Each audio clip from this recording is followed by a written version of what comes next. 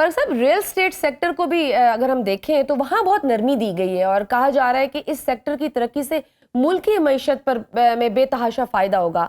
आपके नज़दीक इस नरमी का किस तरह फायदा होगा एक आम इंसान को? देखिए, रियल एस्टेट का शोबा जो है उसके साथ तकरीबन 40 से 45 और डिफरेंट इंडस्ट्री सनतें जो हैं वो जुड़ी हुई हैं। हम्म। अगर कोई घर बनने जाता है, कोई बिल्डिंग बनने जाती है, तो प्लम्बिंग का काम भी चल निकलता है, इलेक्ट्रिशियन का काम चल निकलता है, सीमेंट की ज्यादा डिमांड शुरू हो जाती है।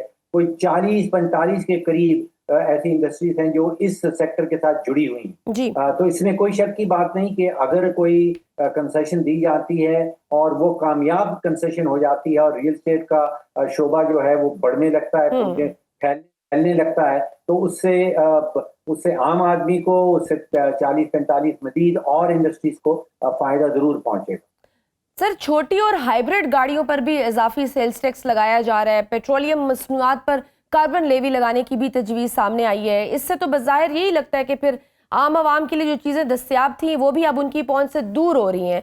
आप 120 रुपए मोटरसाइकिल वाले से तो ले सकते हैं, लेकिन दुकानदार से 1 करोड़ का टैक्स नहीं ले सकते।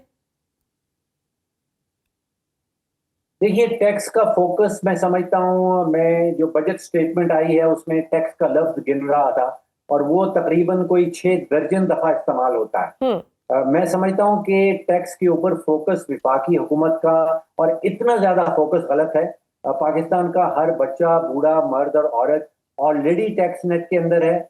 हर पाकिस्तान का बच्चा, बूढ़ा, मर्द और औरत टैक्स दे रहा है।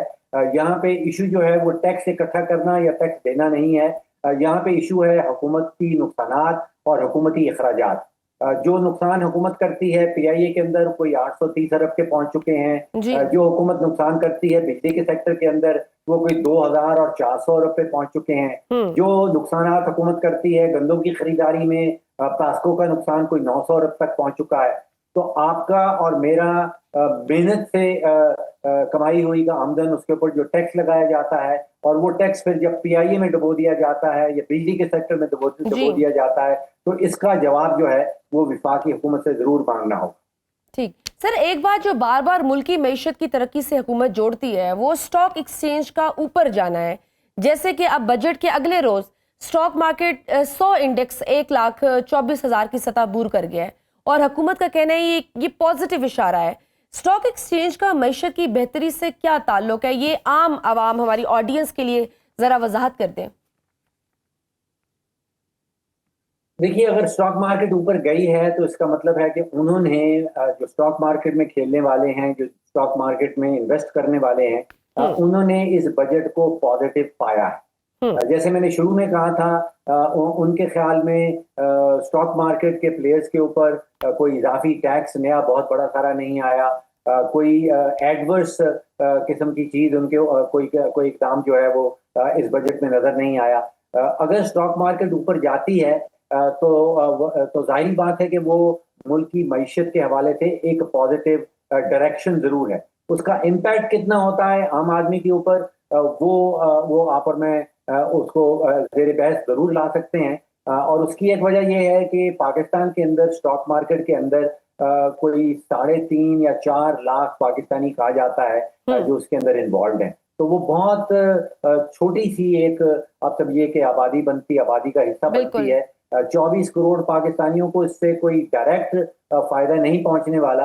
लेकिन अगर स्टॉक मार्केट बढ़ती है तो आप समझिए कि अगर नए कारोबार के लिए कोई फाइनेंसिंग उठाना चाहता है, कोई मजीद फाइनेंसिंग रेज करना चाहता है, कोई बड़ा सारा प्रोजेक्ट पाकिस्तान में लगाना चाहता है, तो उसके हवाले से ये पॉजिटिव डायरेक्शन जरूर स्टॉक मार्केट देती है। और अगर कोई बड़े प्रोजेक्ट लगते हैं तो फिर जैसे आपने आम आदमी की बात की, वहां पे आम आदमी को नौकरी भी मिलती है, आम आदमी के घर का चूल्हा भी जलता है।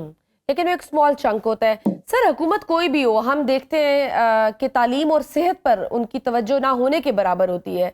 अब की बार भी बजट बढ़ाने के बजाय हायर एजुकेशन का बजट कम किया गया है। 11 करोड़ लोग गुर्बत की लकीर से नीचे चले गए हैं। इसको आप किस तरह देखते हैं? अगर हम दूसरी जानिब देखें, हमारे ही पार्लियामेंटेरियंस तो किस तरह उनकी स्पीकर, चेयरमैन सेनेट की तनख्वाहों में 600% तक इजाफा कर दिया जाता है, फिर अरकान कौमी असम्बली की तनख्वाहों में 300% तक इजाफा कर दिया जाता है।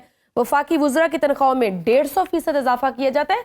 हम अपनी प्रायोरिटीज सेट क्यों नहीं कर पाते? हर साल हम वही सेम प्रॉब्लम्स आइडेंटिफाई कर रहे होते हैं। जी, दो बातें हैं। पहली बात तो ये है कि आपने तालीम और सेहत का जिक्र किया। ये विफाकी बजट है जिसकी हम बात कर रहे हैं। तालीम और सेहत जो है वो विफाक से 18वीं तरमीम के नतीजे में वो सूबों के पास मुंतकिल हो गई। जी। तो सेहत और तालीम जो है वो सूबाई बजट से निकलनी है। इस वक्त हम बात जो है वो विफाकी बजट की कर रहे हैं। आपने जो पार्लियामेंटेरियंस हैं, जो सेनेट और नेशनल असेंबली के स्पीकर्स हैं, उनकी तनख्वाहें बढ़ाने की बात की या बढ़ने की बात की या बढ़ाए जाने की बात की। मेरा ख्याल है कि इसका बहुत एक मनफी किस्म का पैगाम जाता है। खास तौर पे जब उससे कुछ ही दिन पहले वर्ल्ड बैंक हमें बताता है कि 45% पाकिस्तानी, जो बहुत बड़ा नंबर बन जाता है, कोई लगभग 10 करोड़ पाकिस्तानी ऐसे हैं जो शरह गुर्बत से नीचे रह रहे हैं। और उसी वक्त हमारे हुक्मरान हमें ये बताते हैं कि तनख्वाहें जो हैं वो 200%, 400%, 600% तक बढ़ा दी गई हैं। वो उसका इखलाकी जवाब नहीं है। उसका अदाद शुमार के हवाले से, बजट के हवाले से कोई खास इम्पैक्ट नहीं आता। एक वजीर जो है, अगर उसकी तनख्वाह मैं कहता हूँ 600% बढ़ा दी जाए और वो बिजली के शोबे के अंदर जो इस वक्त 600 अरब रुपए का नुकसान हो रहा है उसको आधा भी कर दे तो ही इज वर्थ इट। तो मैं समझता हूँ उसकी तनख्वाह जो है वो बजा है बढ़ाना। तो इसका बजटरी इम्पैक्ट जो है वो इतना खास नहीं है। इसका इखलाकी पैगाम, बिल्कुल। इसका सिंबॉलिक जो है पैगाम, वो बड़ा भारी। बिल्कुल ठीक। पर साहब, बजट 2025 में सोलर पैनल्स की दरामदात पर 18% टैक्स आयद किया गया है, यानी जो आम आवाम के लिए बिजली के भारी बिलों से बचने का वाहिद एक जरिया था, वो भी हुकूमत से बर्दाश्त नहीं हुआ। तो इसको कैसे अवाम दोस्त बजट कहा जा सकता है? जी, दो इकदाम हैं। एक ये सोलर पैनल्स के ऊपर 18% ड्यूटी लगाना, और दूसरा जो ऑनलाइन सर्विसेज हैं, जो डिजिटल सर्विसेज हैं, उनके ऊपर इजाफी ड्यूटी लगाना। मैं समझता हूँ कि ये पाकिस्तान की सिमत जो है, ये बाकी दुनिया की सिमत से बिल्कुल ऑपोजिट जा रही। दुनिया भर में हौसला अफजाई की जा रही है सोलर पावर की और ग्रीन एनर्जी की, और पाकिस्तान में ये कदम उठाना और हौसला कशी करना और डिस्करेज करना कि आप सोलर की तरफ ना जाएं, ये मैं समझता हूं कि बहुत ही सिमत इसकी बहुत गलत है। अगर या तो बाकी दुनिया जो है वो कोई गलत सिमत में जा रही है, और या फिर पाकिस्तान कहीं गलत सिमत में चल निकला है। ठीक सर, कोई ऐसी आप देखते हैं बजट में, आपने देखा होगा कल, तो क्या चीज़ ऐसी है, कौन सा सेक्टर ऐसा है जहां आप समझते हैं कि बहुत बहुत अच्छा फैसला लिया गया है और आने वाले दिनों में बड़ा उसका अच्छा इम्पैक्ट होगा? देखिए, जैसे मैंने शुरू में कहा कि विफाकी बजट की हम बात कर रहे हैं, और 18वीं तरमीम के बाद विफाक के पास कोई धेला नहीं बचता सूद की पेमेंट के बाद और सूदों को बांटने के बाद। फिर से हम अगर तवक्को लगा बैठे कि विफाकी हुकूमत ने अच्छा बजट नहीं किया, उन्होंने रिलीफ नहीं दी, तो मैं समझता हूँ, जैसे मैंने कहा, कि ये तवक्को लगाने वालों की गलती है, इसमें विफाक की गलती कम।